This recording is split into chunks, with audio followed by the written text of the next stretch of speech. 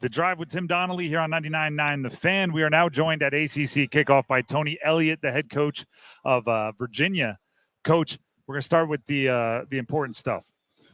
Have you hit up Trevor Lawrence yet for a little bit of a cash thank you? I mean, you schemed him open a lot, and $275 million is a lot of dollars that he just signed for. Man, how about that? Just super, super excited for him, and I'm not going to try and take any of the credit for that. That's all. And if you know Trevor, man, he's been working since he was a youngster, and the way that he's conducted himself and handles his business, it's a true reward and blessing that he's earned. So I'm happy for him and his family.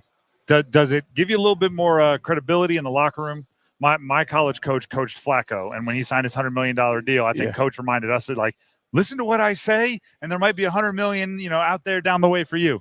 Yeah, didn't end up happening, but to be honest with you, man, each player each year is different, and I think you can look at your past to draw some strength and encouragement. But man, I don't like to compare guys to guys. Now, if they ask me questions about him, then obviously I'll share my experiences, but I don't walk around saying, hey, because Trevor was Trevor and Deshaun was Deshaun, and those guys were who they are. And I can tell you what I perceived as what it took, what made them special. But each person has to make that decision, and that's what I tell the young people. And that's why you are you, because that leads us right to our next conversation. We're talking with Tony Elliott, UVA head football coach. How much thought goes into who you bring to something like this, ACC Kickoff? Because we see Tony Muskett here, not Calandria, who, us here in the Triangle in North Carolina, we remember that Duke game. We remember the NC State game. He made some highlights, and yet Muskett is the one here with you.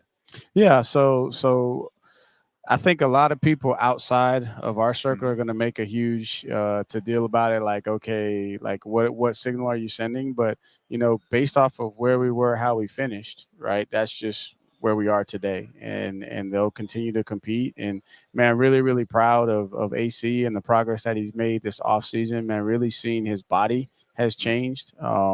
His focus and attention to detail, all areas that we challenged him to grow over the summer. He's really, really embraced that. Both of them have embraced the competition. And what I like about them is to me, I feel like they've embraced it the right way because they found value in each other.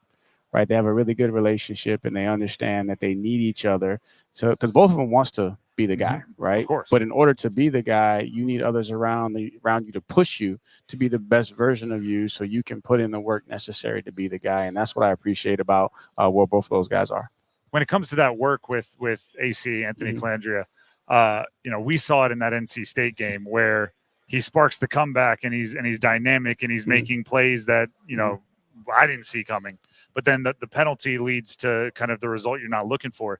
How do you keep that spark as you continue to work with him without, keeping the spark without the bad parts of the spark? I don't know how to put it. So that's a great question, because it's what makes him special is that spark, right? And I definitely don't want to be the one to put the spark out, right?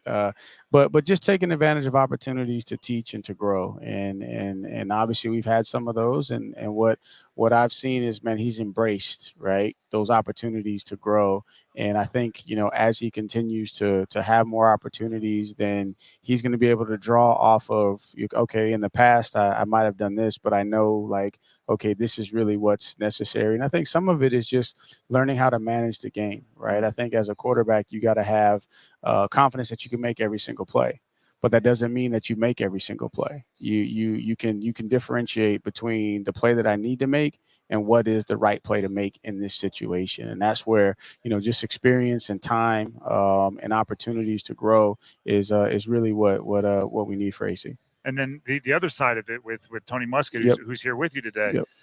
Last year, obviously a jump up in competition for him from Monmouth to the ACC. How has he developed now with a year, at the power conference? That's right. I think the talent was always there, right? That's why we went and recruited Tony to come to UVA. I think just getting used to the environment, like him coming to this last year was something that he had never been a part of, right? So there were a lot of things external to the game that he was now being introduced to, and then he's got to figure it out, and then he's battling injury, and then he's got a young talented freshman, and right, so there's so many things that came at him at once. And what I've seen for him is just he seems like he simplified his life, right? He's really kind of got his house in order, so to speak. Not saying that it was out of order, but just all the things that were thrown on his plate, he's kind of now got it figured out, right? And that's allowing him, right, to walk in the strengths that he has and really kind of be in command and control of what we're trying to do, as opposed to last year where he just had so much dumped on his plate. He's just trying to figure it out. We're talking with UVA head football coach Tony Elliott here at ACC Kickoff in Charlotte. I could nerd out, and especially with you, I could nerd out on quarterbacks all day. But looking at who they're going to throw it to, Malik Washington's on to the NFL. That's a lot of production. I'm going to take Malachi Fields out because he almost had 1,000 yards last year.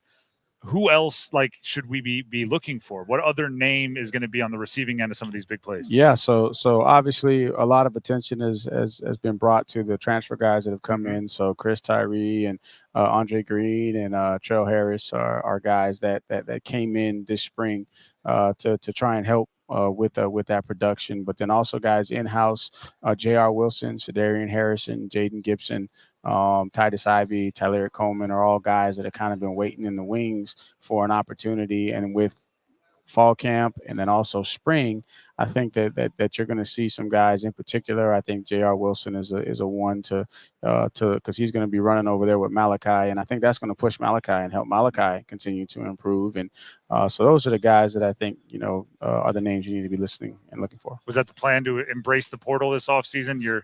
Obviously your previous employer is notoriously against it. And you guys took some. I mean, when I took over, I had 54 on scholarship, so I had to figure it out, and it was in between the high school signing windows, right? So it's hard for you to so obviously out of necessity, but then philosophically I want to be more of a developmental program, but also too after year 2, more of the young men in the program that had been there graduated, right? And I also am a believer in education. So I wanted to get several of these guys to graduation from the University of Virginia and then have hard conversations. And it just afforded us an opportunity to be able to go in the portal because we had, several young men that are graduates and decided that they needed to go to a different space to have more opportunity to play.